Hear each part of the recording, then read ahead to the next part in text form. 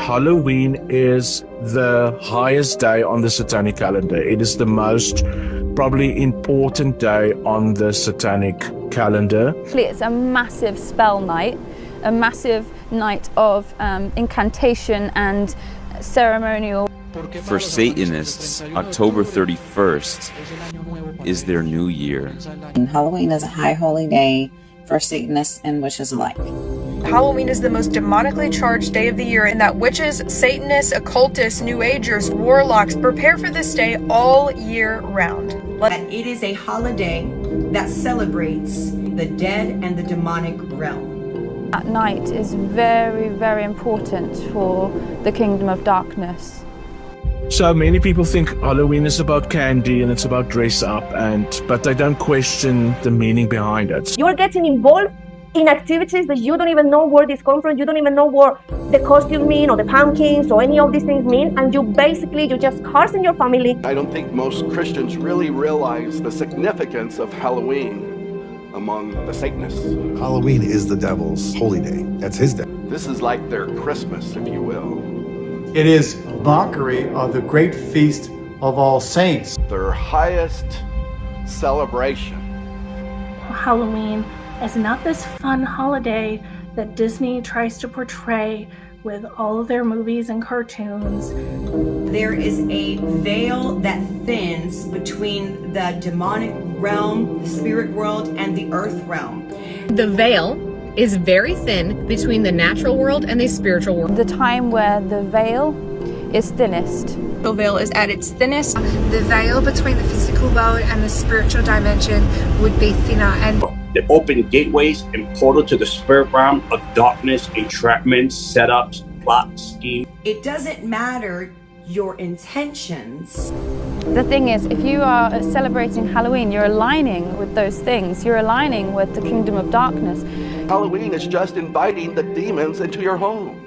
People get angry with me. They say, Father, it's just kids putting on costumes, trick-or-treating. Don't be fooled by the candy and the little costumes and the parties and the... You're really participating in his day. And why would you want to participate in anything that's giving glory to the devil? Witches and warlocks prepare ahead of time, going into the stores and cursing every single item of decor, candy, or costume. Satan is the great deceiver. So even what sometimes seems innocent or looks innocent is not. Witches and Satanists are walking around praying against you and your families. And they're cursing it to bring you sickness and death. And the act of giving or receiving candy, you are participating in the spell.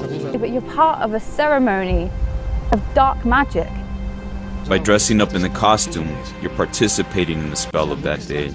When I was in witchcraft, bro, the spirit guides, which were demons that I thought were angels, will literally give me missions on Halloween. Ask the spirit guides, like, hey, like, don't we need permission? Don't we need to ask them before we come here and bless them? This is what each and every single one of my spirit guides, I had 7, told me. Emmanuel, their participation in Halloween is their agreement. It is the open door. It is how you guys are able to not have to ask for permission, because they already gave permission in the spirit by celebrating. When they decorate their home and make their home participate in Halloween, you have access to their home. When they put out all the stuff in their businesses, you have access to their business. When they dress up their kids and make their kids participate, you have access to their kids. When they dress up their pets and go out with their pets dressed up, you have access to their pets. You are inviting evil into your life by participating in Halloween. It's so demonic that once you put on a costume and you put on an outfit, you change the identity of who God called you to be. It didn't matter if they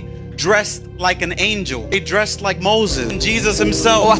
Your children are becoming prey to the devil. We should realize that the demonic is out in force. Ephesians 5:11, it says, and have no fellowship with the unfruitful works of darkness, but rather expose them. Even if you plead the blood of Jesus over your house, but you are in disobedience to the Lord, praying the blood of Jesus isn't going to do anything if you are operating in sin and giving demons legal access to yourself. You are in fact involved in their ritual. You are unknowingly coming into a spiritually binding contract. You are allowing your children to dress up on that night. Is a part of a ritual, and you are giving the enemy the legal right to oppress your children. It's something that's obviously hidden to the eyes of the world.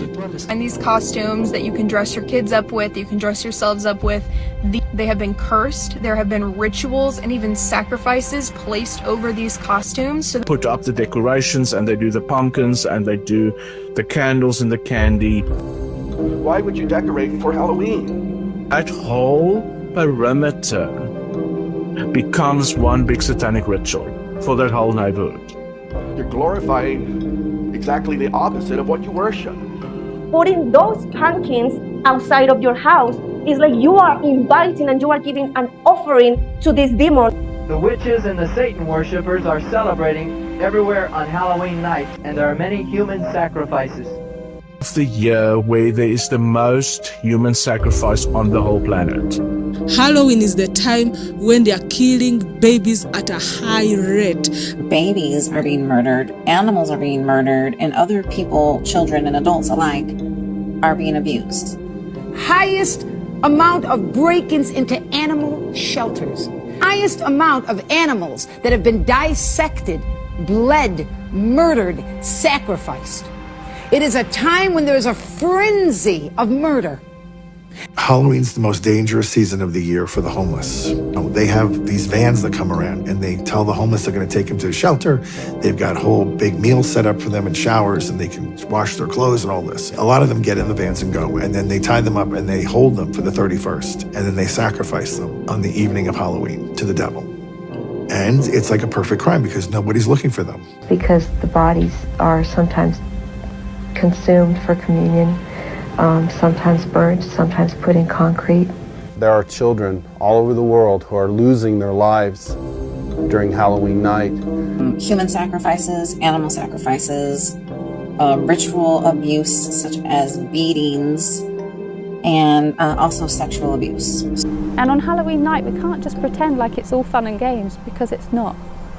Do you know how children are being sacrificed during that time? Many children die. How many people have to come out of the occult, out of Satanism, out of witchcraft, being a warlock, all these crazy things, and literally warn Christians not to celebrate Halloween? Es que la niña que está embarazada entra en una especie de trance, llega y se acuesta en esa ara de sacrificio.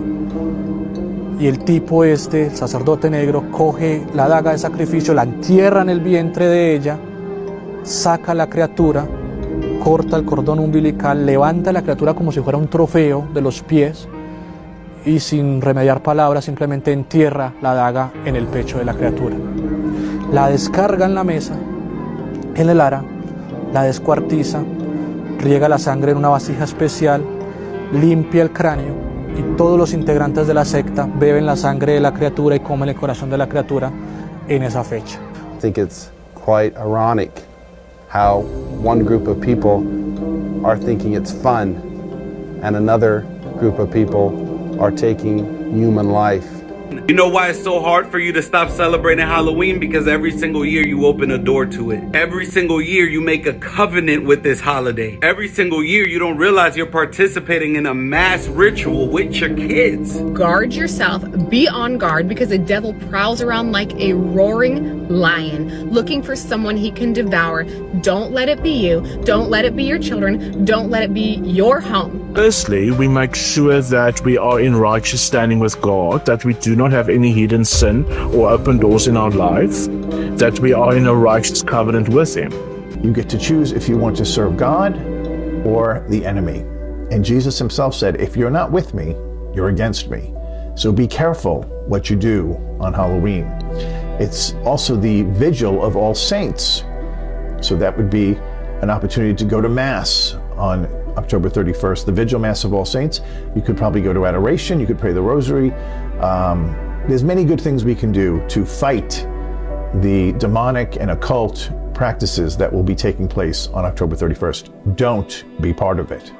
You'll regret it. because I don't want people to party and have candy. It has nothing to do with that. It's because people are setting up altars. Think about when witches and warlocks bow down to their gods. What do we always see? An altar, a statue. They need that as a point of access for the physical and the spiritual to meet, to create that atmosphere for that demon to dwell. When you're dressing up your children or when you're setting things up in front of your house onto demons, you're doing it thinking everything's just cool. You're setting up an altar in your home, in front of your home, with your children as moving altars to allow atmospheres to dwell in your area.